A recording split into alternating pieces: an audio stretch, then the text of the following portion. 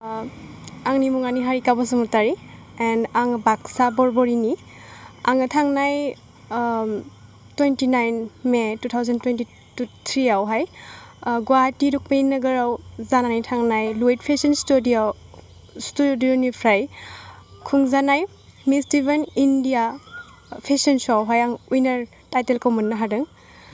बेखिनियानो बेयावहाय 100+ कन्टेस्टेन्ट दंमोन। बिसोरो गुबुन गुबुन डिस्ट्रिक्टनिफ्राय फैदोंमोन। आसामनिनो उदालगुरि, क'क्राझार, चिरां बेफोरबायदि जायगानिफ्राय फैदों आरो बे बादायलायनाया बुंनो थाङोब्ला मिस कन्टेस्टनि थाखाय बहुत टाफ जानानै फैयो आरोना। जोङो बहुत खस्थ' खालामनांगौ जायो आरो गासैबो खामानियानो खस्थ' मावनानैसो जाफुंसार जानो हाखायो आरो बेबायदि। आं बादायलायदोंमोन बेयावहाय फार्स्टआव आङो मडेल अफ द इयारावहाय रानार्स आप मोनदोंमोन। बिनि उनावहाय आङो ग्रेन्ड मिस बाक्सायावहाय रानार्स आपमोन। एबार मिस डिभाइन इन्डियायावहाय आं विनार टाइटेलखौ मोननो हादों। नोंनि जिउनि थांखिया मा?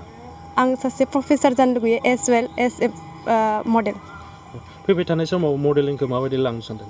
मडेलिंआ आंनि मोनसे पेशन एन्ड प्रफेसारा आंनि एम। बहुत गोजोननाय मोन्दों मानो होनबा जोङो ओरैबायदि खस्थ' मावदोंमोन आरोना। ग्रुमिंआवहाय सानसे सानसे ओंखामबो जानो टाइम मोना बेफोरबायदि आरो हरावबो जोबोद हर जालाङो। बेखिनियानो मोनदों आरो बेफोरबायदि बाहागोखौ आं मालाबाबो नुफेरबायाखैमोन। फिसाजोजों लोगोसे थांफा आं बे बाहागोखौ लाफानानै बिराद खुसि मोन्दों आरो।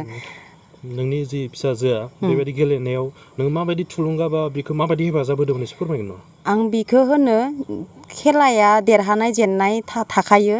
इयाव जे बे खेलायाव जों देरहानांगोन देरहागोन बिदिखौ साननाङा आरो देरहाबाथ' देरहाबानो देरहायाबो नों एख' दुखु मोननाङा।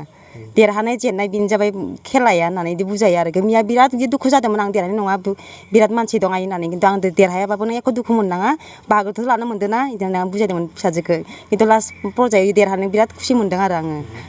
सोरनिबाफ्राय लाथ'नाबो होयो बा न'निफ्रायबो दाउ अमा फाननानैबो होयो। बेनिखायनो बेबायदिनो गथ'खौ बाहागो लानो होयो आरो बाहेरफोराव गथ'खौ लिंहरो होमबाबो थाखा फैसानि गेजेराव जोंनि गथ'खौ हगार हरनो हाया आङो। नोंसा न'खराव माबायदि सोलियो? जोंनि न'खराव सोलियो जे आंबो दाउ अमा लायो ओमफ्राय बिफायाबो गारि सालायो। बेनो आरो जोंहा बाहेरा इनकाम एख' गैया।